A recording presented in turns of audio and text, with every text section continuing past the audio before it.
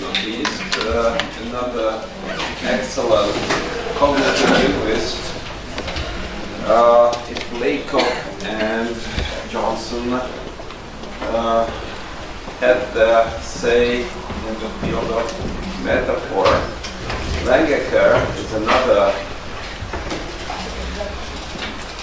big name in the field of cognitive linguistics, and this guy has closely cooperated with Langacker, so he has a lot to say about cognitive linguistics. Thank you. Thank you very much. Thank you.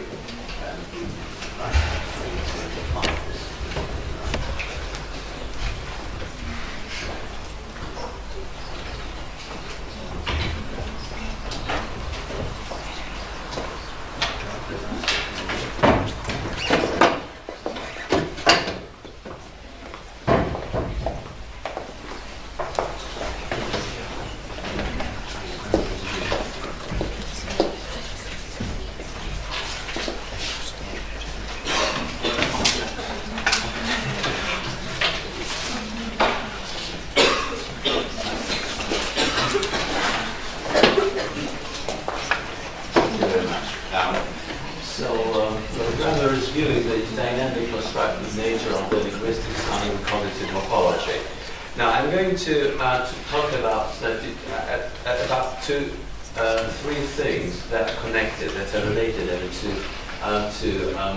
to this title. So, excuse me. Yeah, I'm going to talk about the grammar is viewing metaphor. Essentially, I'll be talking about profile and base. Then I'm going to talk about the linguistic sign, that is semasiology and onomasiology in cognitive linguistics. And also I'll be talking about the latest theory, Langaker's latest theory, which is based on the idea of baseline and elaboration, organization. And I'll be talking about the dynamics of the linguistic sign. That is the dynamics, that is the dynamic constructive nature of the linguistic sign. And I'll be using now some examples from morphology in the examples. So grammar is viewing, and that is morphology, that is profiling, and profiling of morphological structure.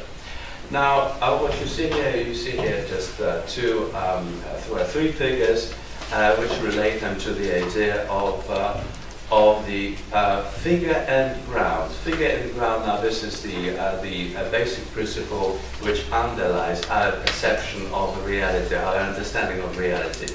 So now the point is that now the figure and ground, which is a purely conceptual psychological notion, in fact underlies grammar. That is decisions that we use when using linguistic structures. So the structure of linguistic units is determined by conceptualizations resulting from figure-ground segregation associated with attention.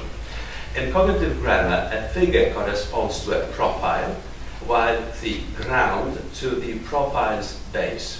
On the left-hand side, so what you see on the left-hand side, you can see now it's a classic example of what our perception is all about.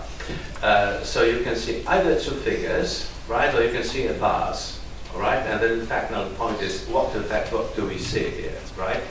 And now using now the so if you see a figure, that is if you see a vase, okay, so the vase becomes the figure, and the ground is the two profiles which you do not see. If let's say if our attention is to some sort of if you pay attention involuntarily to these profiles, so these profiles become the figure, and now the rest is the ground. And we use the same thing in grammar. Well, in morphology, take a look at so if you take a look at the conceptual organizational conceptual structure of the verb break, you can see that now the verb break profiles a process. A process is actually consists of a number of stages. Now here you have three stages of process, and these stages now go through time. So, and now because well, break is a relational figure. It's a process. You have two figures. One figure is trajectory, the other is landmark. But the most important thing is that if so, the conceptual organization of break is that our attention, actually, we pay attention to all the elements of the process plus time, because it is through time that the process evolves. In the case, if you add now the suffix, or the past participle suffix, en or id, then you have the forms such as broken. Now this is what you get. Now the composition, the conceptual composition, changes now, and we focus on the last stage of the process.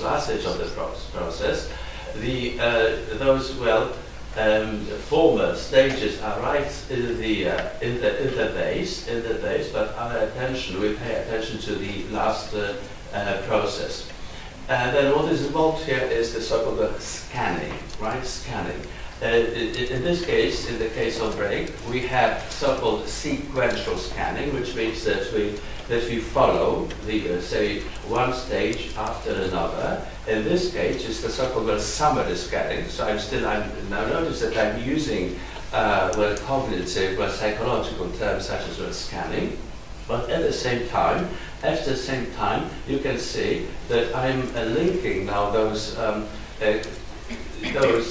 terms now with grammar, with morphology here. Look what happens if, let's say, if the past participle form in fact is used. So the relationship, you can capture the relationship in conceptual terms between these two forms, in terms of break and broken, in terms of scanning, and in terms of profile and base. Now, in the case of break, the profile is the interior of this space. In the case of broken, the figure is the last stage of the process. It is the last stage of the process, whereas that's the figure, and then the base is the remaining part of it. Now, let's take a look. This is actually, you can also use the idea of figure ground in the case of syntax. Okay, in the case of syntax, so you can see what happens here. Now, if you have a sentences such as Floyd broke the glass with a hammer. The hammer broke the glass, and the glass broke. So you might be interested what now these sentences have in common, right? And then from a conceptual point of view, you can account for the relationship between these sentences. That's between the syntax here. You can account for it in terms of the figure ground organization that applies to the so-called energy chain. Energy chain is a representative, actually represents an event. The event that is used either by generative grammarians, or the term is very well known to generative and cognitivist grammarians as well. So here you have an event, and in an event you have we have participants of an event. Could be like agent, instrument, and patient. So here they are. Then you have energy flows from an agent through instrument and to the patient. And now it all depends now where our attention to what part of the chain, the energy chain, what part is profiled. If the entire chain is profiled, now this has a very important consequences, syntactic consequences, grammatical consequences for the for linguistic structure. So if the entire chain is profiled, then look what happens. Agent becomes the subject, instrument becomes an agent, and patient becomes an object. And now the energy flow is coded by the verb. In this case, the verb break. In this case, now notice what happens in this case. If, let's say, if only part of the chain is profiled, that is, if we pay attention, as it were, to this part, then the instrument, which is the hammer here, becomes the subject. The patient, that is the glass, becomes an object. Okay, and then finally, if we pay attention to the last part, so the last part of the chain, then this is what happens. The glass becomes the subject. So you can see now how the one and the same cognitive principle, the figure ground organization, which in cognitive linguistics, cognitive grammar translates as figure and ground. Okay, figure and ground, which is which is directly related to the figure and ground is connected with profile and base in cognitive linguistics. So now, that is the idea which is behind the profile and base and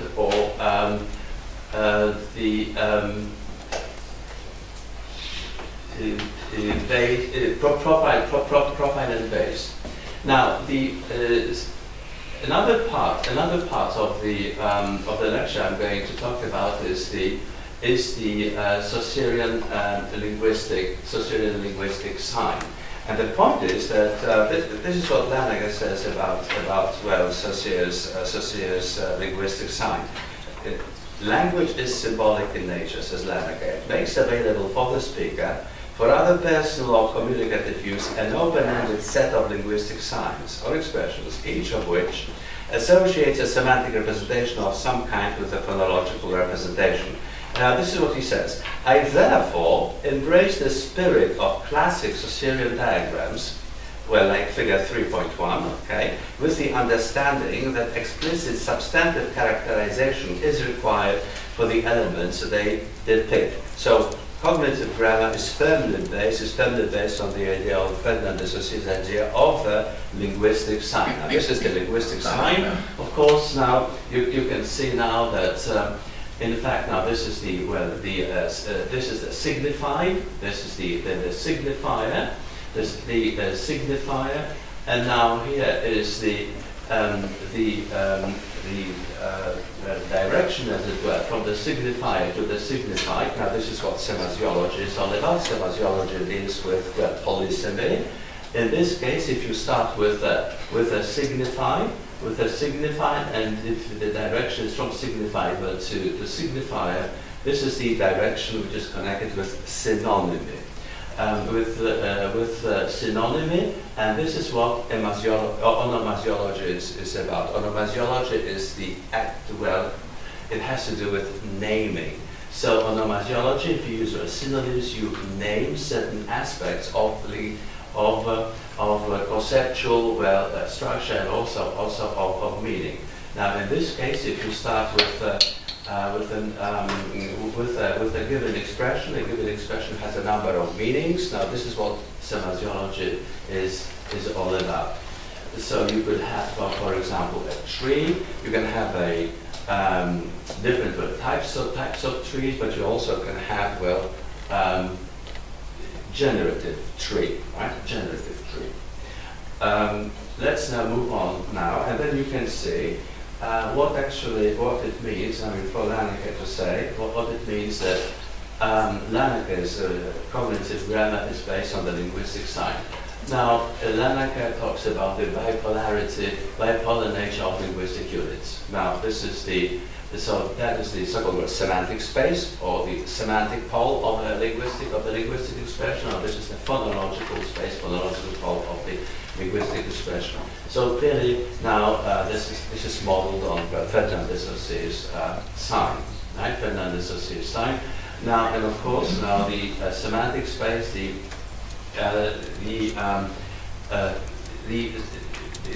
could be a word here. It could be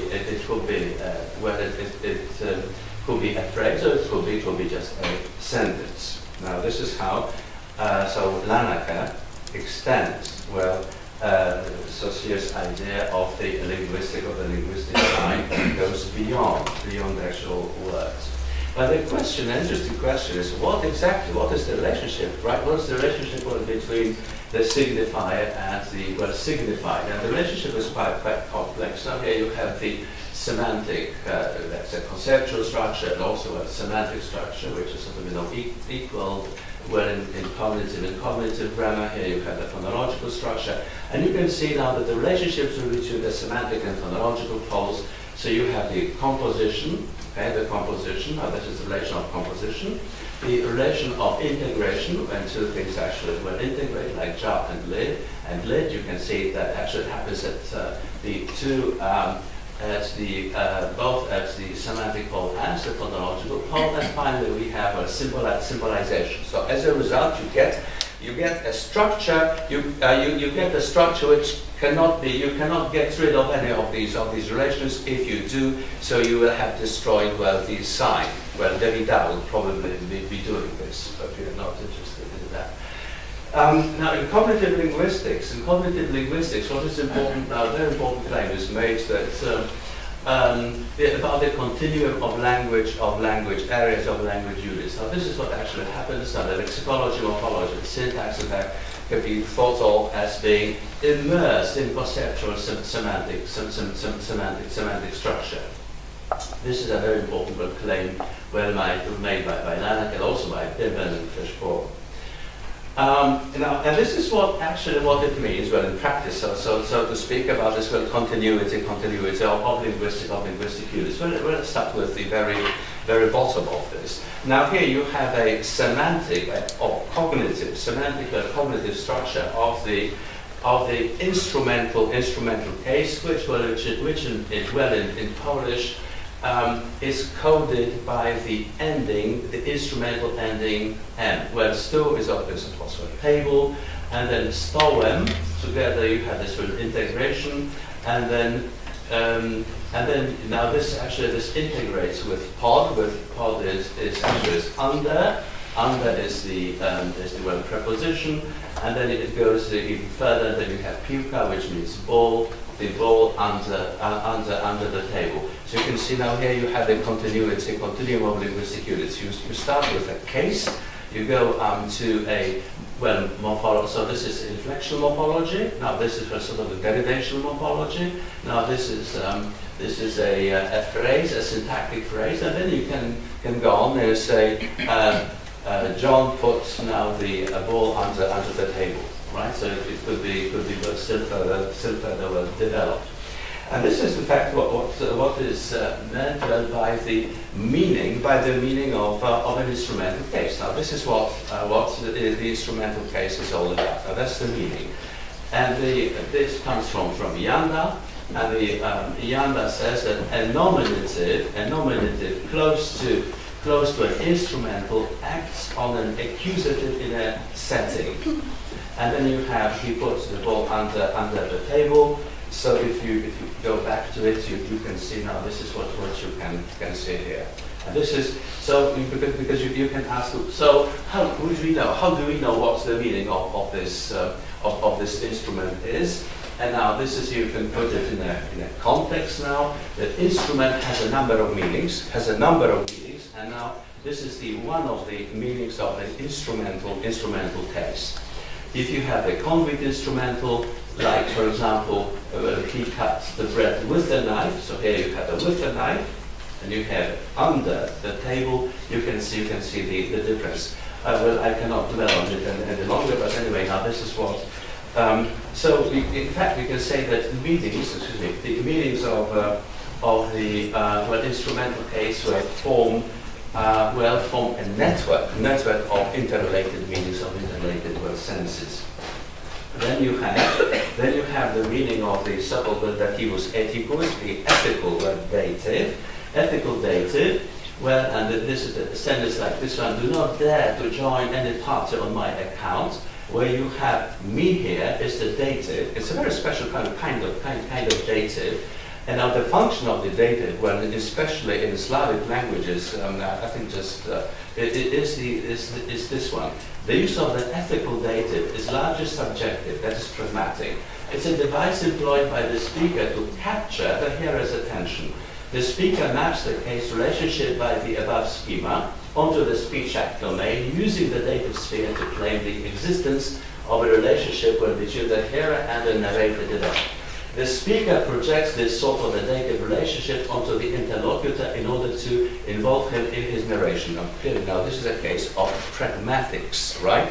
So now you can see now that syntax, semantics, and pragmatics form a continuum of linguistic units.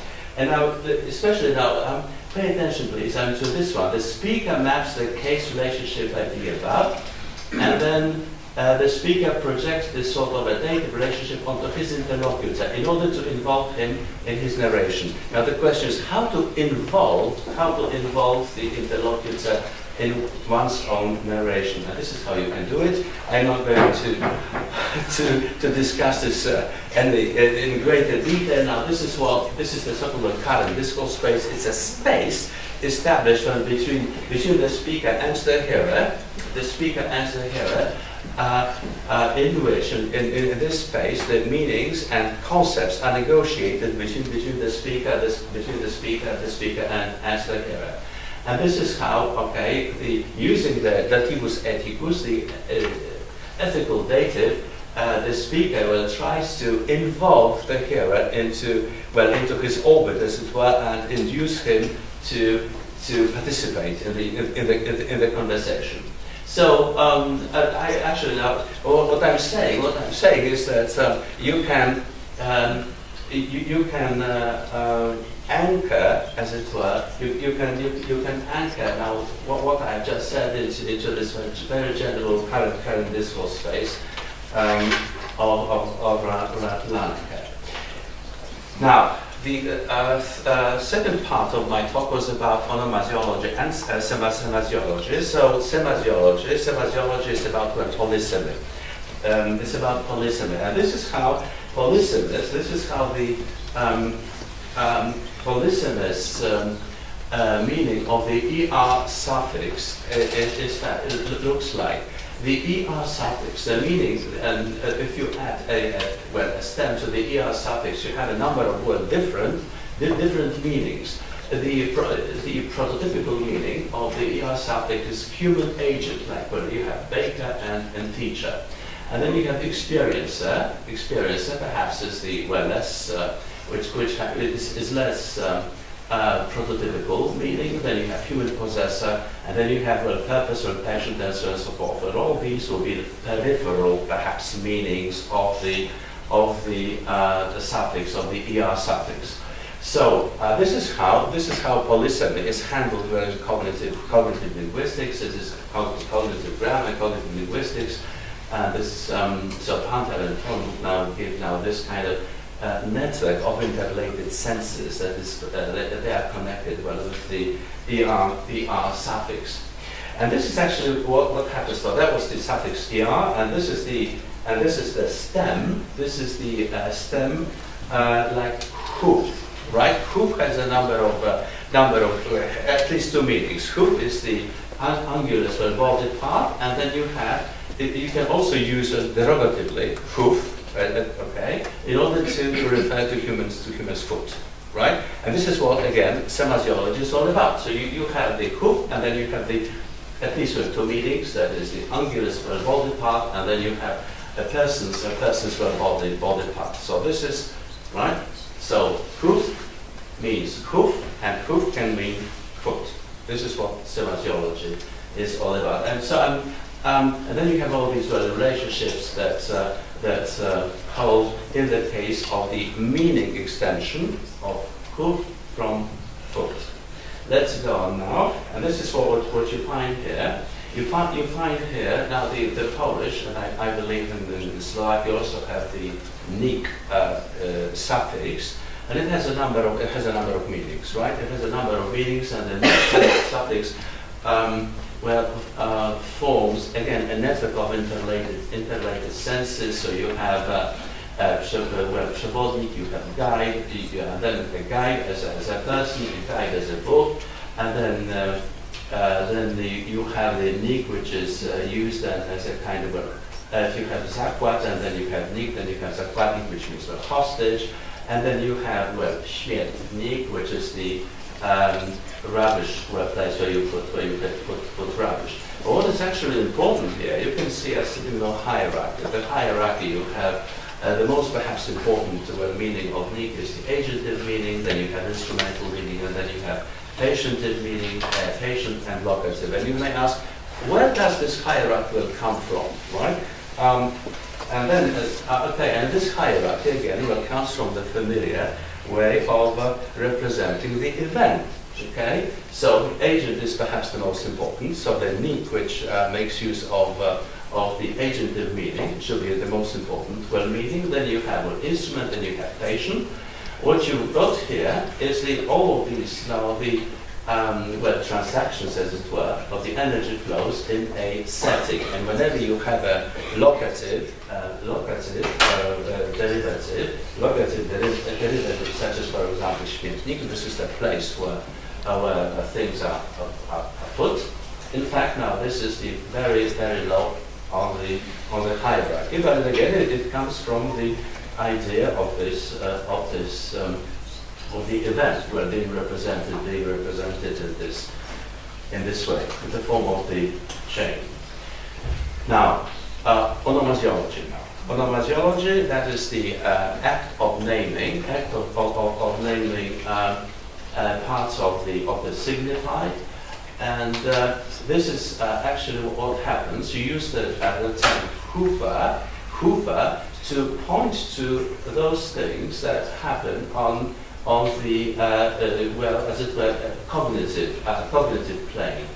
So it's a professional human agent, okay, in this case, and then you will see all sorts of cognitive operations.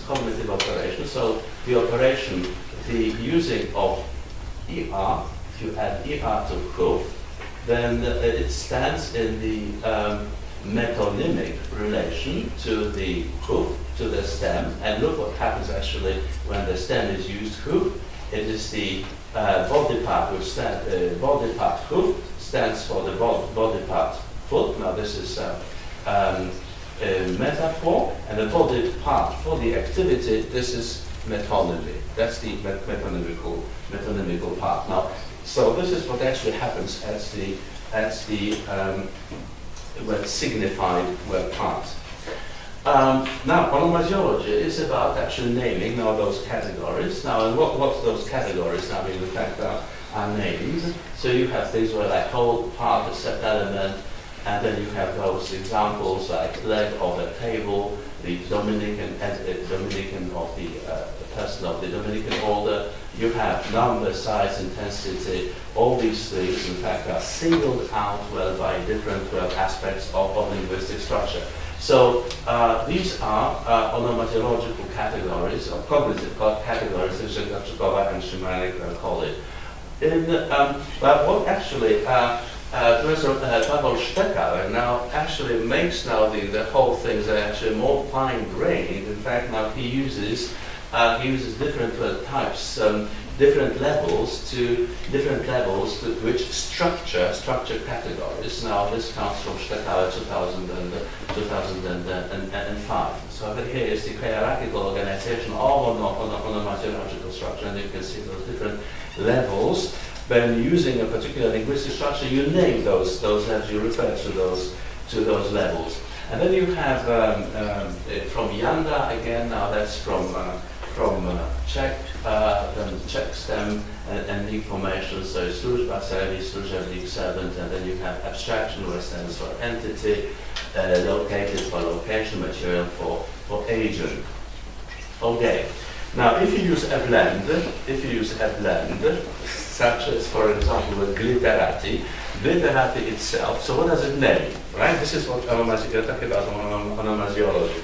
So it aims, it names a certain sort of people. Where say it comes from glitterati, comes from glitter and literati. Okay, so there are two concepts as it were merged. So you have the concept of glitter, you have the concept of literati, and as a result, glitterati, you name a sort of people who who are literati, but actually for the purpose of showing off. Actually, if you want to show off, so this has the meaning, just right in the blend, you get the meaning, which is not in either of these, so-called input mental spaces, and the meaning is a little bit derogative. Literative is positive, but if you say glitterative, then you have the meaning. The meaning is somewhat derogative. And now, so actually, now this is what actually happens at the semantic pole. In order to get the meaning of literati, you have to combine conceptual two concepts. That is, you have to mental spaces, and then only some of these. And what you've got here, you have a very important part of the a concept, which is ostentation, to show off, and you will not get in any of these in this, right? So and this is the idea of a blend. In the blend, you very often you get information that is neither of the blends on the input blends.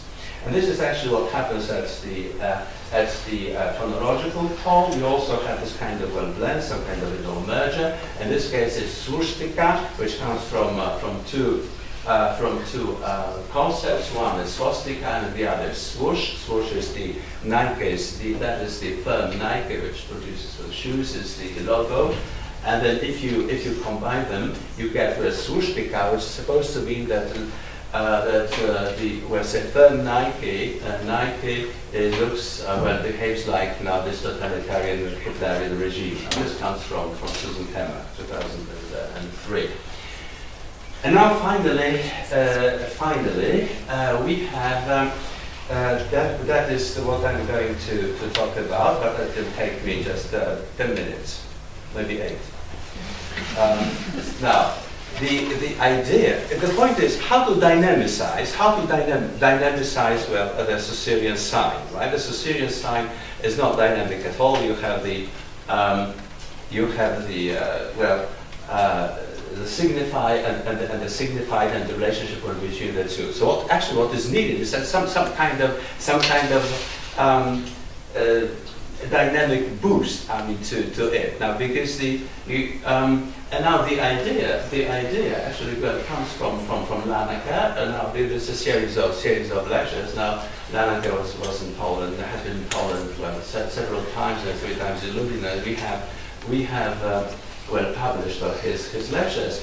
And in case of 2016 series of lectures, he says this. Structure is often identified with grammar and function with meaning, or structure with lexicon, morphology, syntax, and phonology, and function with things like semantics, pragmatics, and discourse functions. And this is really a kind of disguised metaphor. It's a manifestation of the substance-activity distinction, which I think is ultimately wrong. So in other words, what he says that that the signifier and the signified, the Saussurian signifier and signified, now this distinction, it's actually a manifestation of the substance activity. Substance, that's phonology. Activity, now that is the meaning. That is the meaning which is assigned to this substance. And this is what he says. It's wrong. So you have to look at substance and activity, and the signifier and signified as one whole, right? Now, and the substance-activity distinction is wrong, he says, because the formal elements are substantive only metaphorically, and because phonological, lexical, and grammatical structure consists in patterns of processing activity, just like meanings do. And with patterns of processing activity applying at all levels of conceptual organization, where a structure of any size consists of inorganized activity, structure versus function is really just a matter of perspective. So it's just a matter.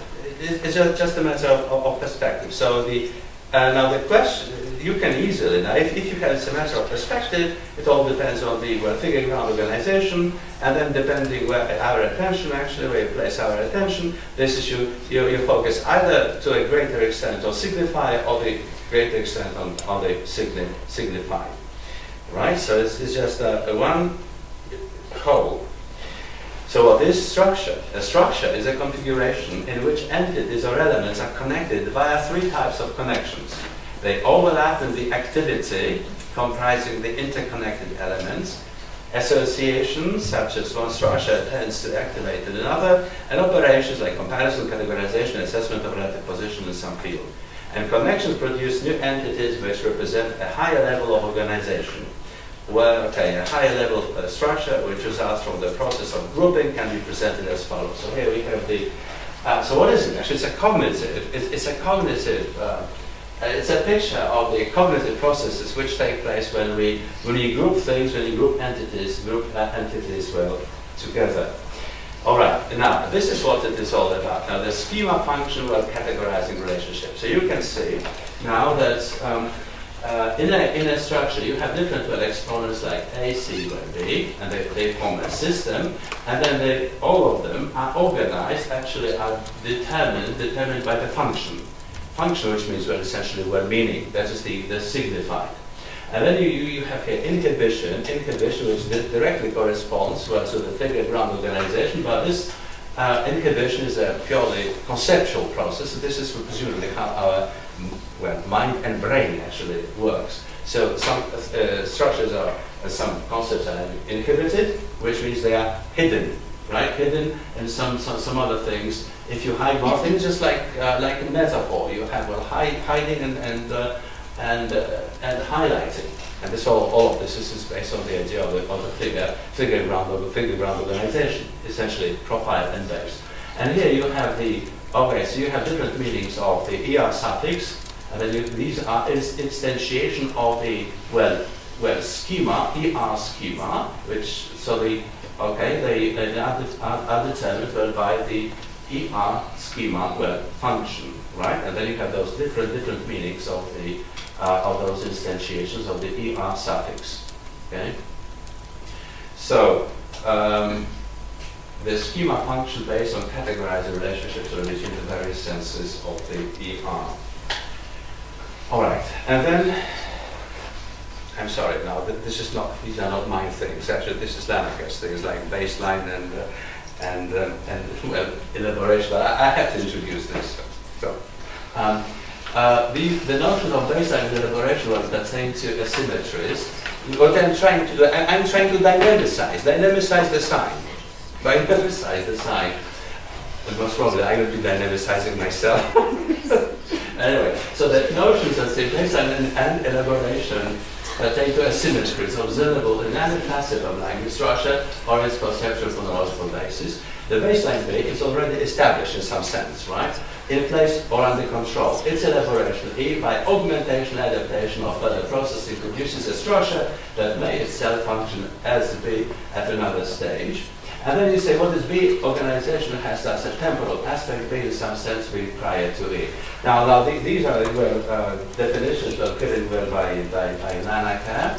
And now let's move to B organization involves layering, an arrangement in terms of column periphery of strata, where each stratum, Si, is a substrate for the next stratum, Si plus 1.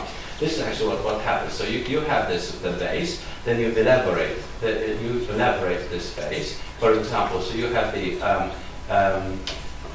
stem, such as, for example, paint. You elaborate paint, you add the ER, and then you have just painter.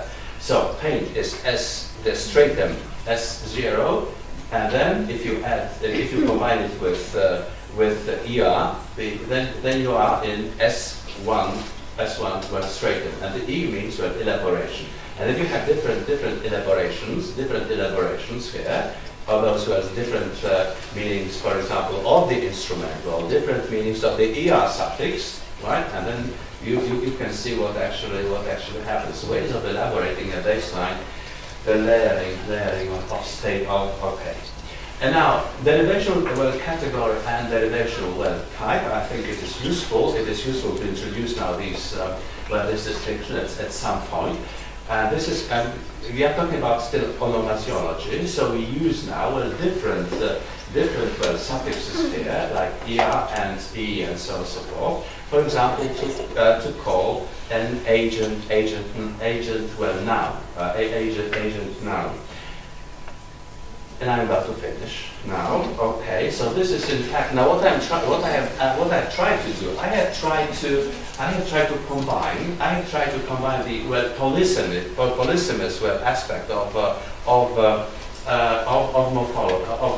sign and morphology, but different meanings of the ER, and now. Okay, so this is this part is semasiology. This part is polysemy. You have different meanings of the er suffix. Now you think out now a particular agented professional human agent, and now you actually use different co-functional suffix to name this this professional human agent. So this kind of extension is the onomasiological extension.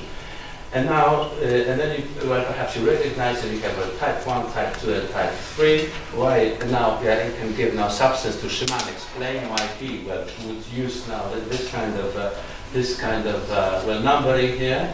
Why should agent be at the very top here, and then this kind of a derivation at the very bottom, and then of course now it has to do with the energy chain. So yeah, you can go back to the energy chain, and then you will see that the professional human agent is the. In other words, if you profile now agent here, just from in this energy chain, then you get now this professional human agent. If you profile this part, this is going to be instrument. This part now, this is going to be patient. Now this has to do again with semasiology. But if you start naming the professional human agent using now those different co-functional suffixes, you're firmly in the onomasiology aspect. Thank you very much.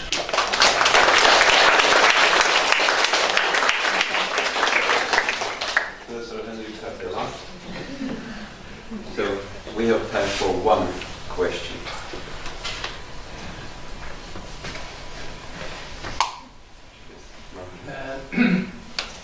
You're giving a lot, and I think I'm